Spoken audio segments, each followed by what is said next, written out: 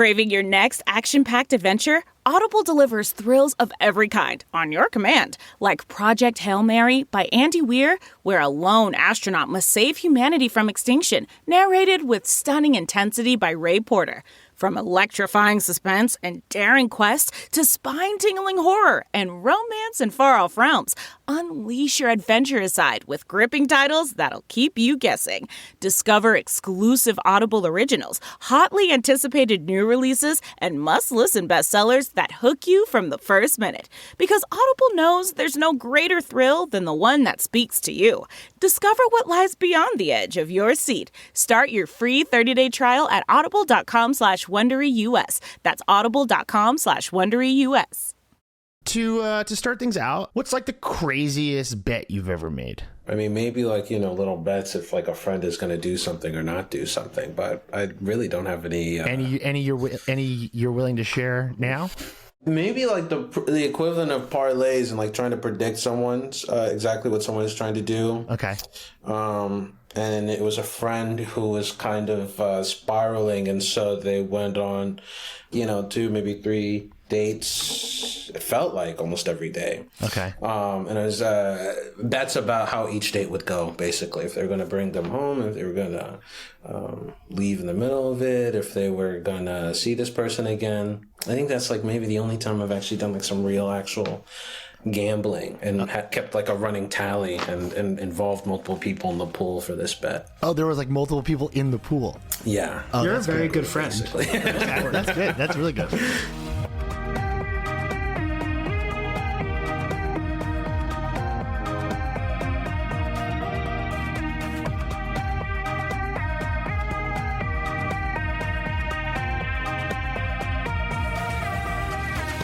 I'm Ryan Broderick, and joining us, unfortunately, because he can't stop interrupting our shows, is our producer, Grant Irving.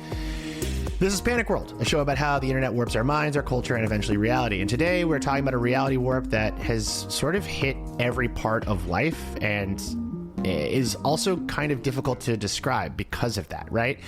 There's a lot of ways the world is bad and changing, and we talk about those things all the time, but there's this other thing that's totally happening off to the side that's so pervasive, it doesn't even really have a term, but we're gonna call it casino world. Today we want to explore how our whole economy and our lived experience is now either centered on gambling or meant to feel like a casino. Joining us is Edward Ongweso Jr., the author of the fantastic Substack, The Tech Bubble, and I mean this in the best way. He is a vicious writer, and I am so excited to have him on the show. I want to start by running something by you. Would you say the last, decade has been defined by tech companies running worldwide social experiments, using our data and surveillance to essentially kind of like keep us inside of a digital casino? Does that feel correct to you? I'd say that's the best part. It's the best part? Decade, yeah. Well, the reason I ask you is because you've written pretty extensively about this. You've written about sort of like how gambling has infected most of the technology we use. And you put a lot of these thoughts together into a piece that, the title is like one of the best titles of anything I've read in a long time, which was Trapped in the Maw of a Stillborn God. So first, can you explain that metaphor for our listeners who may not have read your piece? Yeah, I think one way to think about it is a lot of the technology today is being delivered in ways that it's private profit and socialized losses. And we're told that, even though these technologies are corroding the social fabric or the environment, our politics, cultural production, people's livelihoods, that you have to commit to them because they're on the verge of a breakthrough that will make all of our lives immensely better. Right. And so it feels like we are being constantly told that, we're about to give birth to this God that will, save everything. It'll consume the entire world and birth it out or shit something out that's entirely new. But instead, it's just, it's stillborn. It never actually comes. It's this, grotesque, half dead, half alive thing that I feel like is consuming and not actually birthing or renewing anything. So I think every tech moment promises us ease or fun, but ends up really only gamifying something that doesn't need to be a game. In fact, oftentimes it makes it feel like this insidious attention or money suck. For the normal person who may not even notice that they are living inside of a perpetual casino, like what bothers you the most? I would say the idea that everything would be better off if there was a market for it. And whether that is, a microtransaction, whether that's like something that might have otherwise been a favor, or, maybe that's something that you would have delayed gratification of because you didn't know you could get it instantaneously. Like Klarna payments for DoorDash. Yes, which are now turned into a financial security.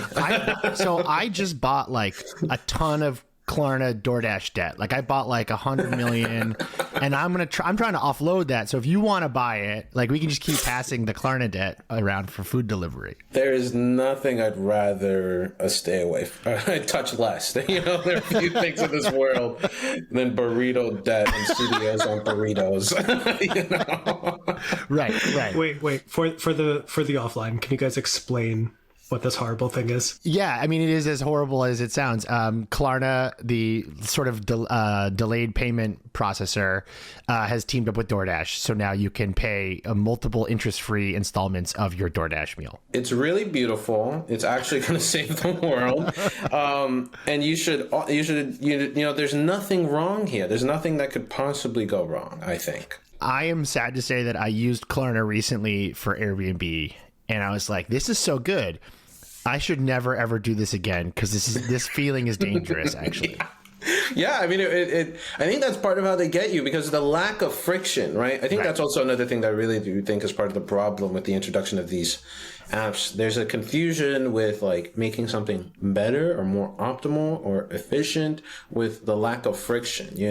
Sometimes you need to drive 50 miles to get to the casino instead of having it in your pocket. No, this is something we've talked about on the show a lot, which is like sort of the difference between, a dumb rumor you hear at a bar or like, when you're in high school versus a mass panic or like a witch hunt online is the friction.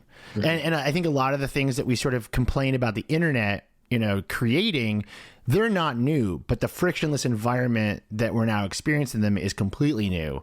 And that is sort of the heart of it, I think. Yeah, I definitely do. I mean, that's part of what happened during the pandemic with the rise of these financial tech firms and with crypto. I mean, you had people who were not just being onloaded into platforms and apps that were allowing them to trade crypto or to participate in pumping up coins or to participate in stock trading, right? But you also had the friction being removed in terms of being brought into the communities that would encourage you to go deeper and deeper down this rabbit hole. Advertising that was a bit more direct and encouraging you to try and 100x an investment by putting your life savings into it, or believing that you guys were smart enough to organize like your own sort of pump and dump scheme. So you're not holding any fart coin right now? No. Okay. Not a one. Well, we're going to talk about sort of how the pandemic did absolutely escalate all of this. But I want to start at the very beginning of, I guess, like the modern sort of start to this, because obviously America and gambling go way back, right? We've always sort of had this social issue that we don't really know what to do with. But in 2018 is when things really get started, because that's when the Supreme Court makes mobile sports betting legal. And after 7 years of this sort of environment, here's where we've ended up. So last year, sports betting apps spent $400 million on ads and brought in about $14 billion, according to ESPN. In the states that allow app-based betting, bankruptcies increased by 28%. I don't think that's good, right? That seems bad. Yeah, okay. Yeah. In Oregon alone, $57 million was waged just on ping pong. Seems bad. And speaking of bad, there are obviously a ton of downstream social ailments that come from the increase in gambling. So intimate partner violence increases with mobile sports betting by about 8 to 9%.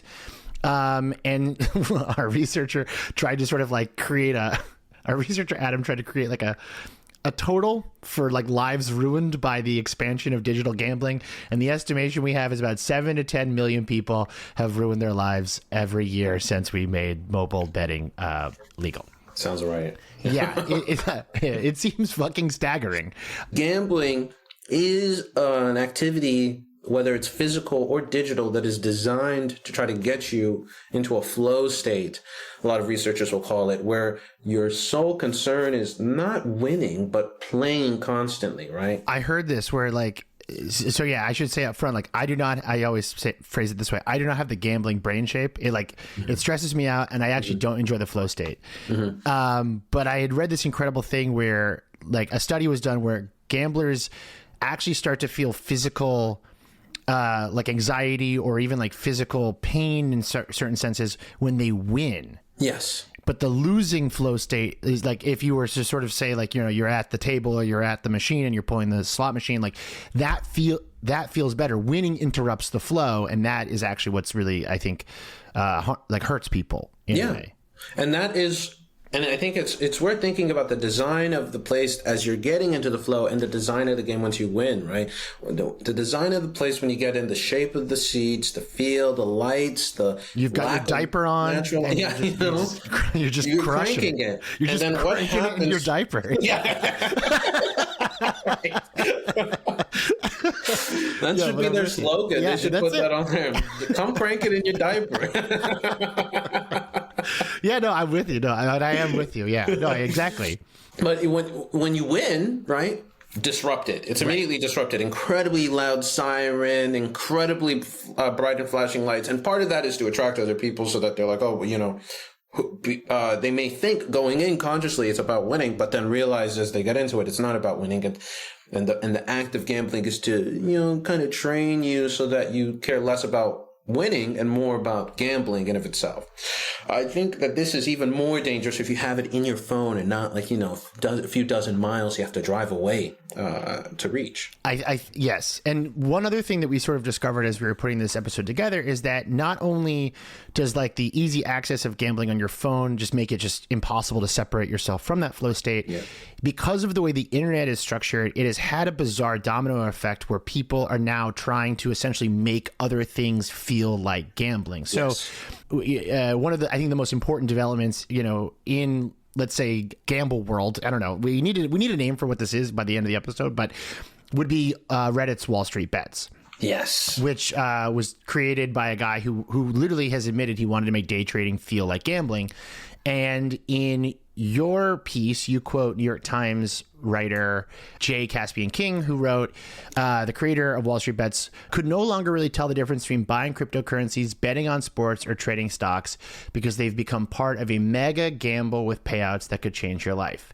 And I think this is key, like the complete flattening of any kind of financial gamble into one thing that we don't even have language for. One of the, I think probably we'll look back and see one of the more destructive developments was the creation of these fintech tools that whose goals are ostensibly to democratize finance, right? And the argument is that, you know, if you want to be able to trade a stock, if you want to be able to move a bunch of money, you should be able to do so without interference from the federal government, without interference from regulators who are being paternalistic, right? But I think, you know, a few researchers have kind of talked about how the advent of fintech is actually part of a larger struggle where financial firms and, you know, well-capitalized individuals who start these firms have been trying to figure out, okay, how do we get rid of the regulations that have been in place since the New Deal, which makes certain kinds of levels of profit making illegal, and which, if we were able to tap into, we could then create new businesses, new ventures, new relations, new platforms, new products that would realize even greater returns than some of the things that we do have today, right? And part of this comes to us, and that's, I think, really the real core and the bleeding heart of these, or the beating heart of these fintech firms, right? They are asking, how can we make it so that the relationship you have with our platform is one that used to be illegal, but is much more profitable, either because we get more access to your funds, or either because we can put you in a more exploitative position, or because we can offer you a product where you're going to take the bath on, that we're going to rinse you on, but we're going to make out like bandits. How is it that we're able to structure that? And a lot of the times it's by putting responsibility on the individual, but spending lots and lots of money designing something that is as appeasing and as appealing and as flow-like as possible for someone to use.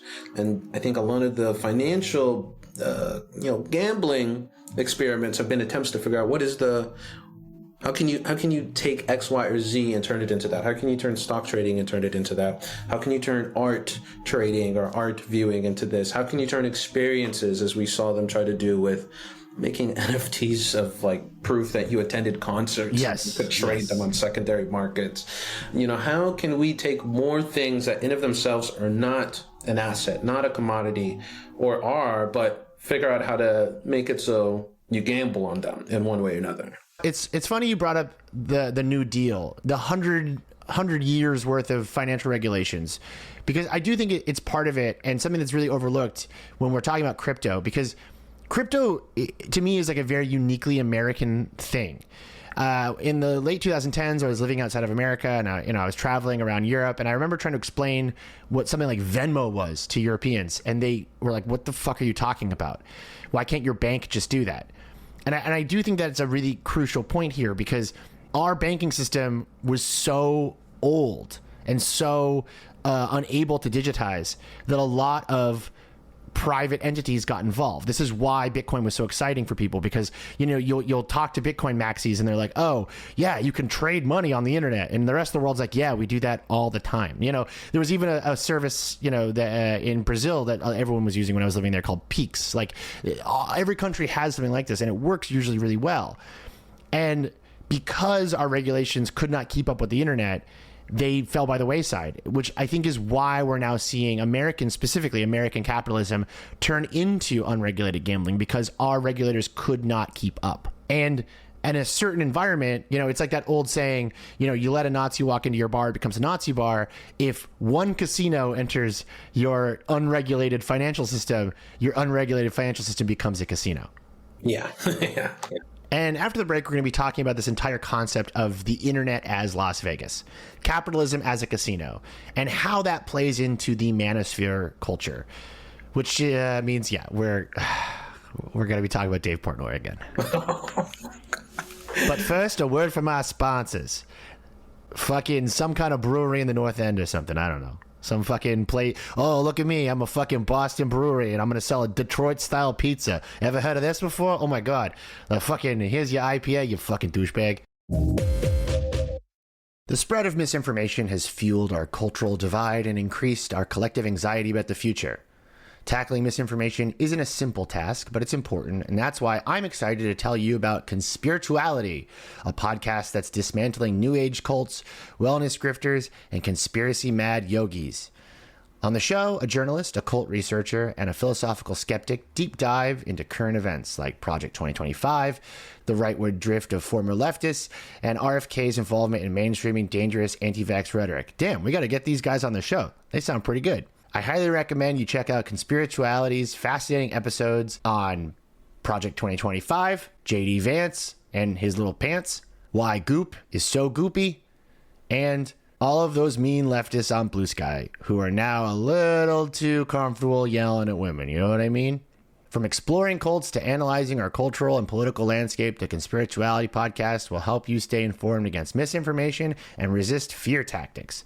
Find Conspirituality on Apple Podcasts, Spotify, or wherever you get your podcasts. So we talked about Dave Portnoy in our episode about whether Trump's base will continue to support him, but honestly, we've just been talking about him way more than I want to. I swear to God, I don't want to keep bringing him up, but he has unfortunately become the main character of our current moment. But I do think, aside from my personal obsession with this man, that his rise does really tie into this episode. And it's all about how he turned betting into a identity. I know he's a colorful guy. I know he does this thing where he rates a bunch of pizzas that he eats. Yeah. Does Barstool Sports. That's the limit of my knowledge about him. Okay, great. You're going to learn all kinds of things about him now. I should also say here that I was born in a town next to Swampscott. My hometown has a 200-year-old rivalry with his town. So I hated him even before I knew how much of a piece of shit he was. So I want credit there. But also my family unfortunately really likes him, and we have at multiple times watched his pizza videos like at the table. Anyways, he's a big deal in Massachusetts, unfortunately. And every time I go home, I have to hear about him. But the major thing about Dave Portnoy is that he's the CEO and founder of Barstool Sports. For a while, it was quietly one of the most influential men's spaces online, and managed to not have, direct ties to like a burgeoning neo-Nazi movement in America. But that was up until recently when Portnoy discovered that he does have actual Nazis in his audience and is now fighting with them. But on the whole, it is something like Barstool to me is something from a very early era of the internet. It feels very still kind of untouched by the modern culture war in a way. And they're very important. Barstool and Portnoy are very important because they found this banner that they can put sports app gamblers, video game gamblers, crypto bros all under. Do you know sort of like what his bit was that helped him kind of like become the face of consumer investment, consumer gambling? No. Was it something related to Robinhood? Yes, it is eventually, but it starts with just being a specific kind of guy, All right. To wrap your head around this, let's play a clip, which I think really paints a picture of his personality. If you don't like me, I'm going to not like you back 10 times harder. If you hit me with a feather, I'm going to try to hit you with a sledgehammer. He's essentially like a WWE character. That's yeah. Kind of his, I could see him being a heel. I could see it. Yeah, he is he looks the way the Boston accent sounds. Yes. That's sort of his vibe. So in 2003, he starts Barstool Sports as a gambling tips magazine in the Boston area. Sick. Yeah, it blows up. Super sick. In 2007, it pivots into a blog focusing more on lifestyle, and it's kind of like in that era with like the Chive. Do you remember the Chive? No. Keep calm and chive on. Do you know about that? No. They would do like lists of like the hottest babes on Reddit this month. Oh, like yeah. That kind of thing. Okay. Barstool had their own version where they would steal random women's photographs from Facebook, and they would call them the local smoke show of the day. Oh yeah. Okay, I do know this. My roommate's sister was on that. Oh really? Okay. Yeah. I feel like I should hold on. I might not be conveying the attitude right. Let me the local smoke show of the day, dude. Yeah, right, absolutely, dude. So they kind of recreate the idea of like what a jock is in the 2000s and in 2000 very Tucker Max. In 2011, they have a blog post titled "Kobe Better Not Have Raped Alex Morgan," written by David Portnoy, who wrote, "It's one thing to stick your dick in a random..." Grant, do I have to read this? I don't want to read this. This is disgusting, actually. Basically, he's just arguing. He's a guy who doesn't think that women should come forward with sexual assault allegations. This is tracking. Yeah. In 2011, God damn it. So in 2011, he posts naked photos of Tom Brady's 2-year-old son, writing, quote, "Check out the howitzer on Brady's kid." Oh my God. What the fuck? In 2012, they start these parties called blackout parties. And he's like defending them and he says, "Just to make friends with the feminists, I'd like to reiterate that we don't condone rape of any kind at our blackout parties in mid-January. However, if a chick passes out, that's a gray area though." So it's like this is the exact kind of guy that is unfortunately perfect for the environment that's created. It's all under the umbrella of betting on sports. So they come for the betting, but they stay for the wrestling personalities and keep funding the operation through betting. And over time, when we think about crypto bros or guys getting, massive parlays that they're betting on, which I think I understand what that is. We're even talking about somebody who could be like obsessed with credit card points. Barstool's mentality, their politics, their overall shittiness is now attached to that kind of guy. The kind of guy who's always trying to win big. And it's hard to describe how huge they've become because they created their own ecosystem. And in a lot of ways, you can't really measure it against the rest of the internet. Right.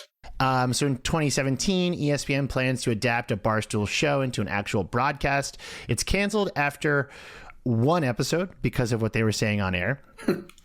And that's when they go all in on podcasting, which, as we know, had no political impact on this most recent election. None whatsoever. It's not like this one moment eventually creates the entire media landscape of now.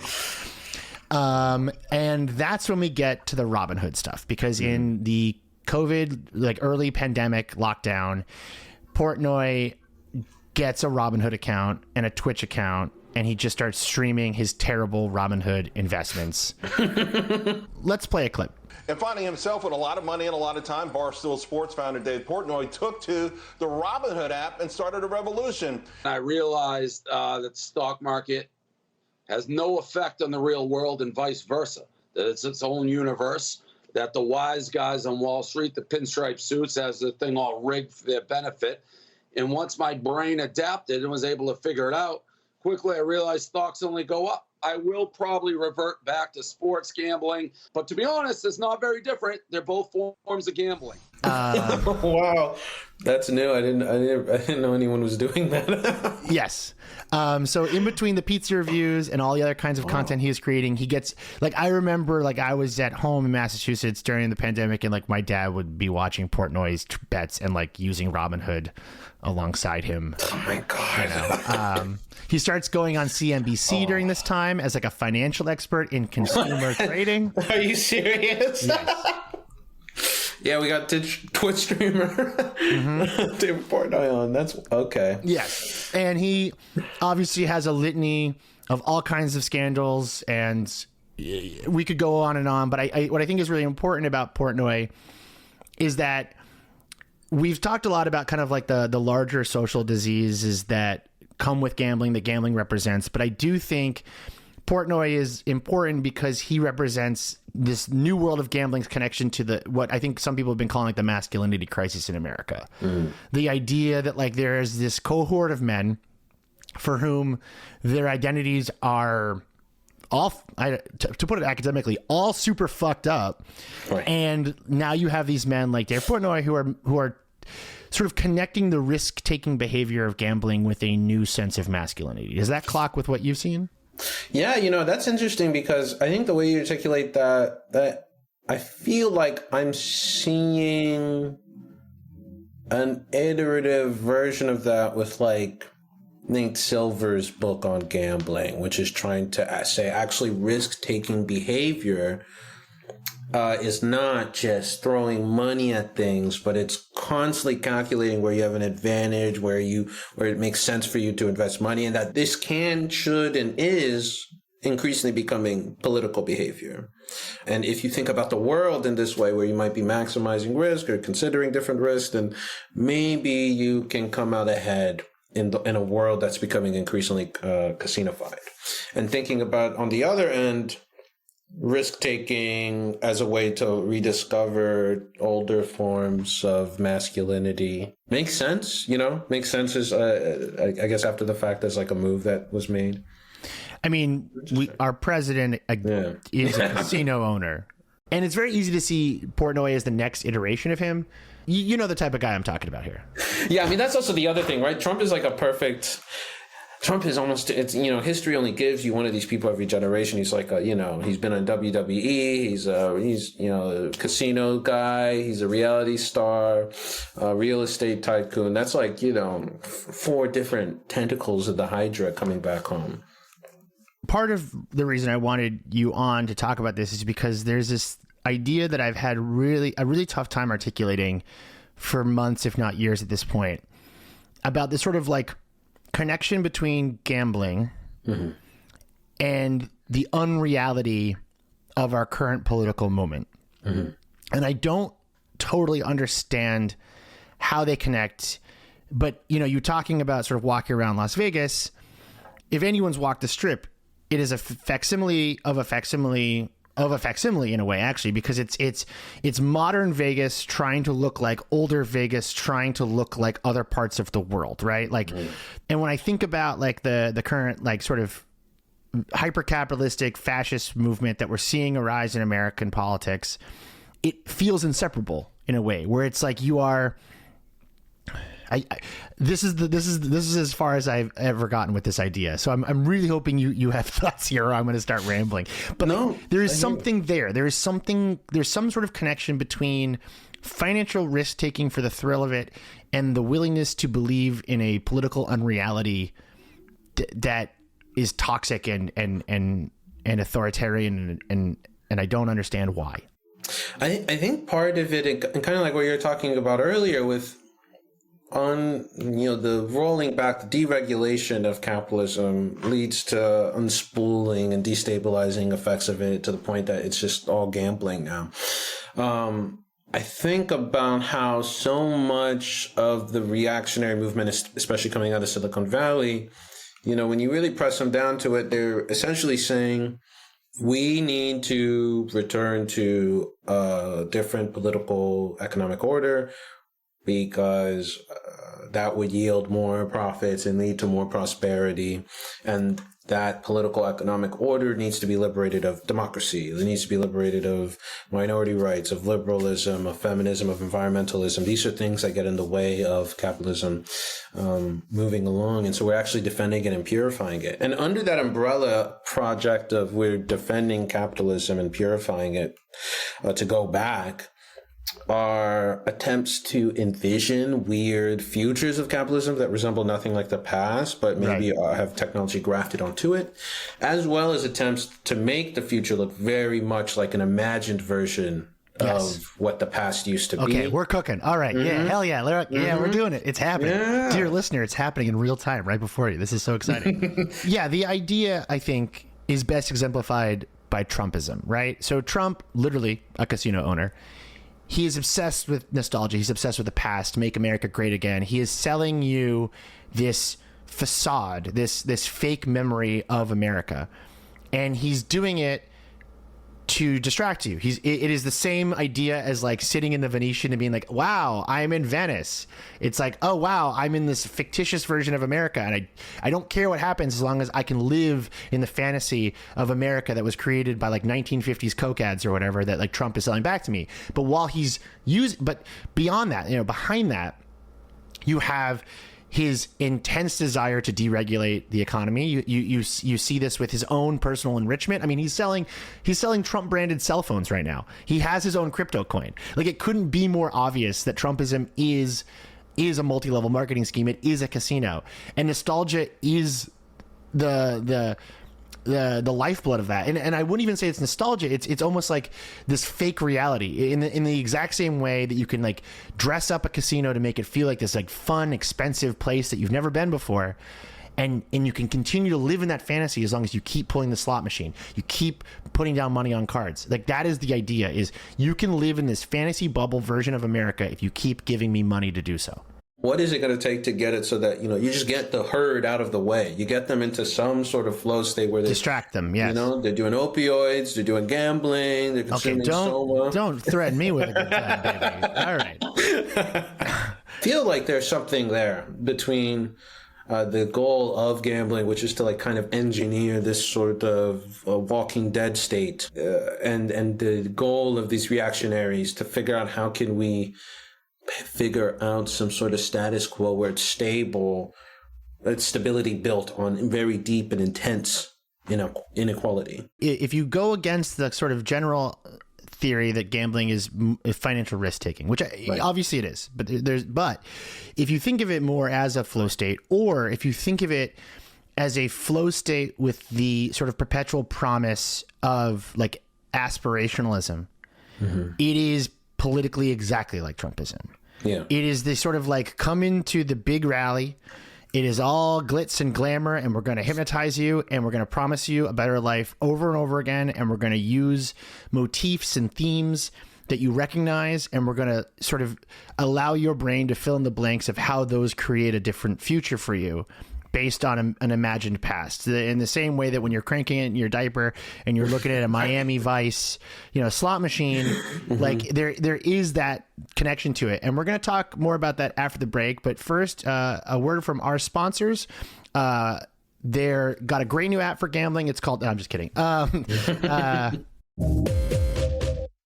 Have you ever heard of Insert Coin Clothing? They're all about trying to help people take their love of video games from the screen into the real world. It used to be the people dressed up in a way to let you know what they liked, what they cared about, and then people kind of forgot to do that. So it's great that Insert Coin Clothing is trying to help, people show off their nerdy love of different video games. And they've got shirts for all kinds of different video games. Ace Attorney, Astrobot, the Kojima games. I'm a big Metal Gear Solid 5 guy, so that's pretty good. Mass Effect, Overwatch. You name it, they got it. And best of all, everything is official and made in partnership with the studios for those games, which is awesome. Because, there's so much junk on Instagram, but Insert Coin Clothing, they're doing it the right way. Their product sizes come all the way from extra small to 3XL. Perfect for that drapey Gen Z e-boy look. You could put like a little chain around your neck. TikTok loves that. Insert Coin Clothing ships worldwide, one flat cost for standard shipping, and it's always fully tracked, which is great. And they have a sweet little respawn function, and they will email you when they restock products in your size. You can find all that at insertcoinclothing.com, and their main social accounts are Insert Coin Tees on X/Twitter and Insert Coin Clothing on all meta platforms. In the same way that I sort of feel like unregulated gambling within capitalism turns capitalism into just gambling, I also think that at a certain point of unregulated internet consumption, everything kind of just becomes porn. Mm-hmm. So now these apps lure in younger people, trying to entice them in ways that I do think are not dissimilar to maybe not sex workers, but definitely like porn platforms. Like Pornhub, to me, has the exact same mechanisms behind it as YouTube, behind TikTok. It is trying to keep you in this aspirational but never satisfying ecosystem of content, of urges, of desires. Do you know about Steak? Yes. Oh, God. Yeah. So I first noticed Steak because of their marketing campaign that literally made me gasp, where they have people watermarking memes. Have you seen these? Yes. Okay. So talk us through Steak. How did you first discover Steak? So I was looking at crypto casinos, and there are these weird casinos that, are not really allowed to operate in a lot of places, but they're island countries where they are allowed to operate. And Steak caught my attention because it had a very interesting, this was before the meme strategy. They had a Twitch strategy where they would have influencers and streamers gamble house money for hours and hours and hours and hours and hours on end. And they would target streamers and influencers with audiences that were skewed pretty young, as does the demographic for the app. And not disclose that they were giving these people house money to gamble with, not disclose that the streams were basically advertisements, resulted in some of it being reported out, but also some of these people just kind of like leaving the country, XQC, So I learned of Steak because I was like, basically they were using really ingratiated influencers and streamers targeting children to bring them onto this gambling website where you could basically do online slot machines. And slot machines are just some of the worst ways to gamble. And they were basically just doing digital slot machines all day for hours and hours and hours. That's right. They were founded in 2017 by two guys who met playing RuneScape.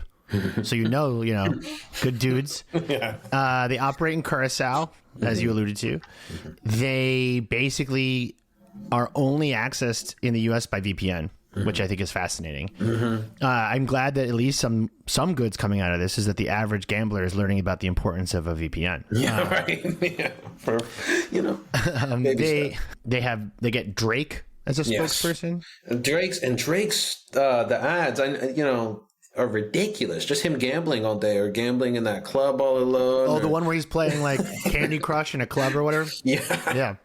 Just gambling on his phone on a big screen. I hate it. Yeah, that's like I think that's darker than being called a pedophile at the Super Bowl, actually. Yeah, I think so too. I think that's sadder. I think that's way sadder. Wait. These were Where would these ads run? After he got called a pedophile at the Super Bowl, he hooked his phone up to a giant screen at a nightclub and just like gambled for a while. Empty nightclub also. Totally Nobody's in there. There's like a couch in there for him. They put a couch for him in there, yeah.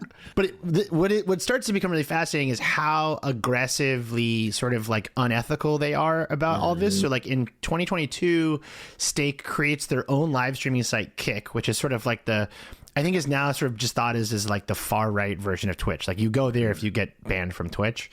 And they made $2.6 billion in 2022. They also sponsor a Formula One team. And to bring us back to the top of the section, they have an insane strategy where they will just pay random users on X to post memes with a watermark on that meme that says Stake, which that to me is the final straw here. That's too much. Get that shit out. Get that shit out of there. But I think what's also really fascinating, and to sort of loop back again to like the porn idea, which is that like they are doing the same strategy as I think a lot of like sex workers on the internet, which is like they are using sort of this like tip of the iceberg idea to get you onto the site, to get you to pay money, to get you into the flow state, which is why my producer Grant really wanted me to ask you if you find any similarities between gooning and gambling. Now that you asked me, I mean, part of the thing with gooning, right, is supposed to be, it's not even about coming. It's about like just doing it for hours and hours and hours. Our listeners have begged us to stop talking about gooning, and we took like a month more. It's kind of split. It's like people are like double the gooning, or they're like, you need to stop. But it's really 50-50. Yeah. Honestly, that's the gooner's dilemma, really. Is really everything isn't gambling. Everything is gooning. That's really what it is. It is possible that in a totally unregulated digital environment, everything is gooning or gambling or both. Like Magdalene Taylor's talked a bit about it, and you had her on the pod. And also, from reading that I've seen from her and from some other sex culture writers, there's a lot of overlap here with the gambling. I feel like not pursuing orgasm is not even the goal. It's like kind of just like going into a flow state. There's a lot of like emphasis on or explicit talk about that flow state and about just like losing yourself for hours. Gooning and gambling themselves are no longer about like coming and winning a jackpot. It's just about like betting and jerking and that, cranking it for hours. And I wouldn't be surprised. I mean, I feel like there's also an increasing algorithmic, mediation of both, right? The porn being dominated by, close to a monopoly with MindGeek owning like a good chunk of the websites, distributors, and studios. And using insights that they gain from people who visit, from, similar to Casino. Casino doesn't need to hire a bunch of experts, behavioral economists, so on and so forth. They have such a massive data set of users that they just tweak things here and there and they decide what they like, and they decide based on tests what works best. And then that is sufficient. And that ends up being a more scientific, more evidence-based thing than doing any other sort of controlled experiment. And similarly with porn, I do feel like as the algorithmic mediation increases and as this concentration of the market is increased, right, that you are seeing a similar sort of dynamic where you can just kind of experiment and push and try to see if you can drive consumer interest or what types of porn people might be interested in similar directions, or experiment with influencers and people outside of the actual website itself, but on other platforms, doing this sort of tip of the iceberg strategy, right? Yeah, and I think you zeroing in on the flow state is correct, because I think in a lot of ways the story of the internet of the last 15 years or so are these companies becoming massive and trying very hard to figure out how to make the internet feel as gratifying as the physical world. And like the computer can't touch you, it can't feed you, you can't smell it, like it doesn't do a lot of senses. But one thing that like the computer we figured out can do is put you into a flow state, one that it can be quite addicting. And I don't think it's an accident that like a lot of the oldest vices have found new homes online But you can sit in your house and you can just sort of just be sucked into your phone and not think about it for hours and hours and hours. I should also say, I enjoy going to Vegas. I don't want to be, I think that town is really weird, and I enjoy, like, old Vegas is really weird. And I like old downtown Vegas a lot. But I guess this is where in a normal administration, I would ask you, like, how do we fix this and make it better? But, like, that seems completely stupid to even think about.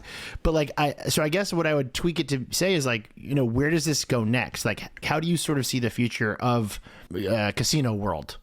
I talked a little bit in the piece about how we have a tendency in this country and, you know, in the world at large, I think, of just doing regrettable substitution, which is where you take some incredibly toxic or hazardous product and you say, fuck, man, I'm so sorry. Well, first you deny that it does anything wrong, and then you apologize, and then you replace it with a near identical compound that is produced at no inconvenience to you. I think the path of smoking of cigarettes is really instructive here, right?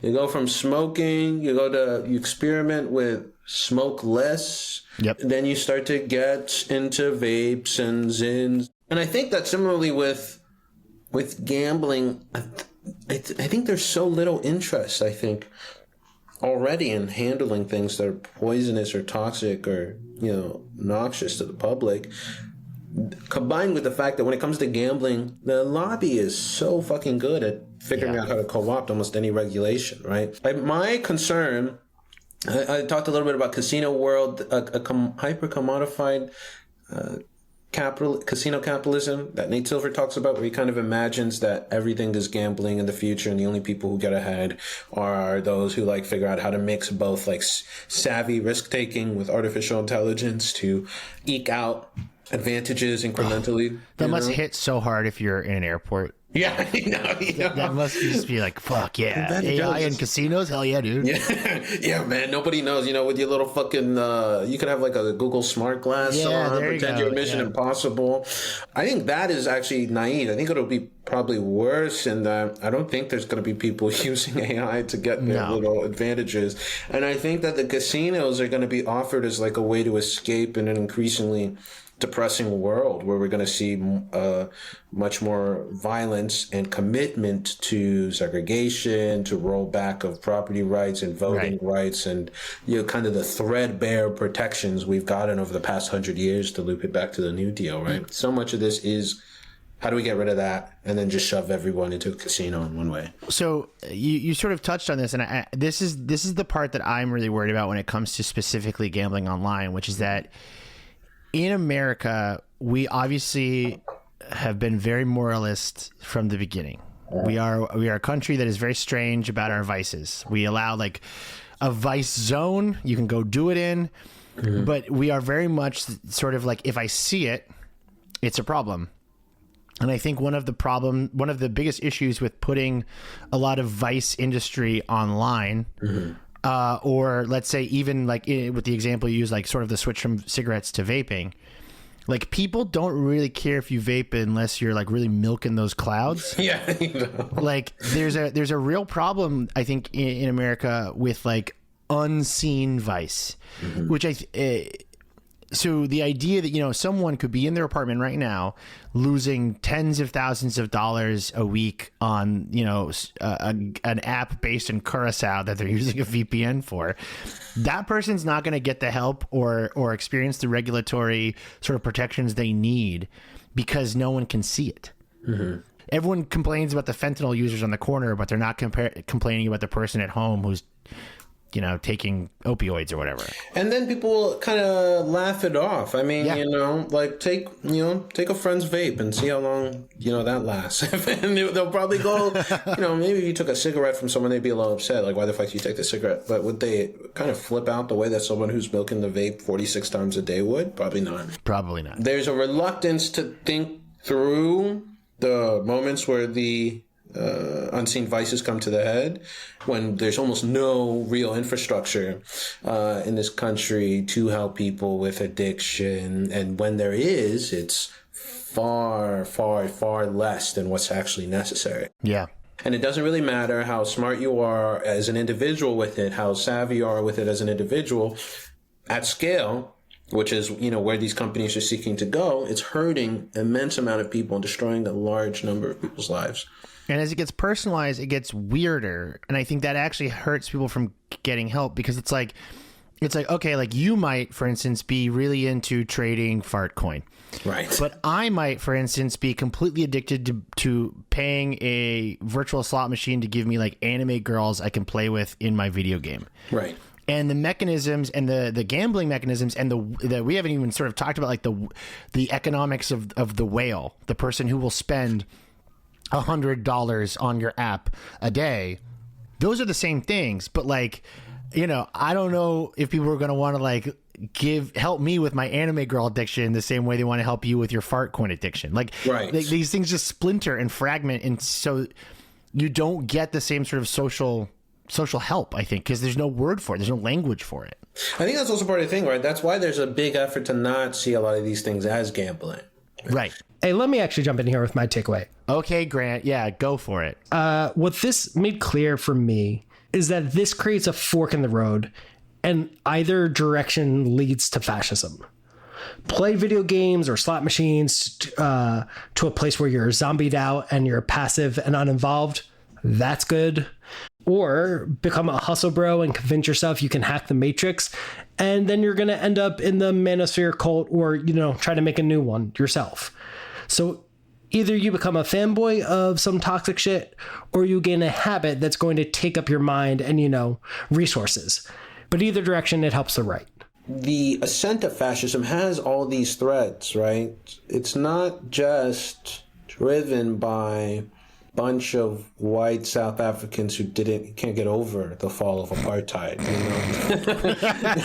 Whoever could you be talking about? Good place to start. There's a long to-do list, but that might be a good place to start. It's a great place to start. Start there. But there's also, like you're saying, there are a lot of other elements that are feeding into it and both connected and coming out of it, right? And I think of these sort of crises of like male identity formation. Like, think of it as like an oscillating wave that keeps coming in and out and in and out, where it intersects on a lot of points along this line. And I think similarly, sometimes with gambling, it almost feels like when we try to talk about gambling, and I think also what Ryan was talking about when we're trying to talking about a lot of vices in America, it's the Protestant and the like libertarian kind of come out and fight with each other, and where it's like, well, you don't want to restrict your ability to do literally anything, even though we live in a country where increasingly you're not really able to do anything.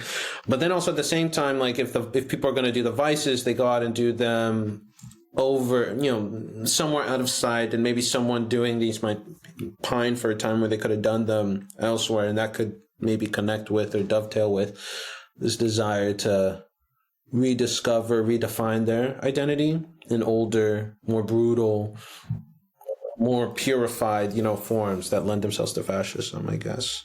You know what I compare it to? If you're someone who like enjoys like a drunk cig, 1 a.m. you want a drunk cig. Mm-hmm. That's like poker to me. Yeah. Now that could be, an avenue for a worse problem. Right. But if you're just like hitting a drunk sick, like everyone wants to rip a fat dart like at 1 a.m, that's totally fine. That's great. If you're sitting in your house all day long and you're just vaping nonstop, that is bad. And that would, I think, be the difference that we're sort of like circling here. I want to thank you for coming on the show. This was fantastic. This was a very uplifting conversation about one of the darkest and saddest social diseases of our time. So thank you. Thank you so much. It was really great coming on to talk about how gambling is gooning is cranking. Yeah, it's all cranking at the end of the day. If people want to follow you online, where can they do that? I'm at Big Black Jacobin on Twitter, co-host of This Machine Kills, a podcast about tech.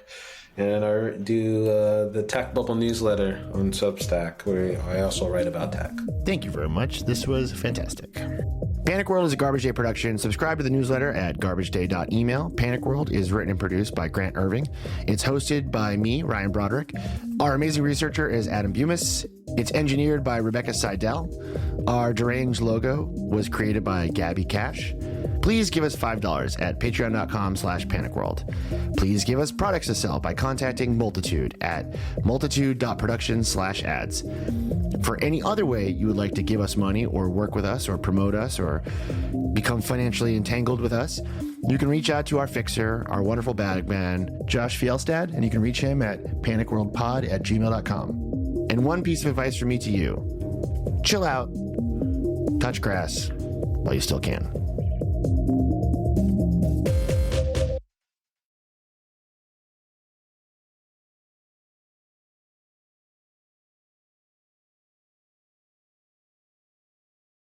I think you both just convinced me that Portnoy is going to be president. I feel really please. certain about it. I mean, there's really no question in my mind.